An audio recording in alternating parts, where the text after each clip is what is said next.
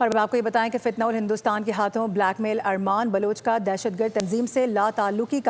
کا اعلان سامنے آ گیا ہے۔ دوست کے ساتھ روزگار کی تلاش میں ایران گیا ارمان بلوچ کی جانب سے یہ موقف سامنے آیا، کہا کہ ایران میں اغوا کر کے دہشت گرد تنظیم میں شامل کیا گیا، غلط راستے کا احساس ہو چکا ہے اور آئندہ غیر قانونی سرگرمی میں ملوث نہیں ہوں گا، یہ بھی عزم دہرایا گیا۔ بات کریں گے نمائندہ خصوصی سلمان اعوان ہمیں جوائن کریں۔ سلمان، کیا بتایا جا رہا ہے اس حوالے سے؟ بالکل، سب سے پہلے تو آپ اس ارمان کے کیس میں دیکھ سکتے ہیں کہ کس طرح سے نوجوانوں کو بلوچستان کے اندر خاص طور پر ان کی برین واشنگ کی جا رہی ہے، کس طرح سے انہیں روزگار کے نام پر بہکایا جاتا ہے اور بہکا کر انہیں دہشت گردی کے راستے پر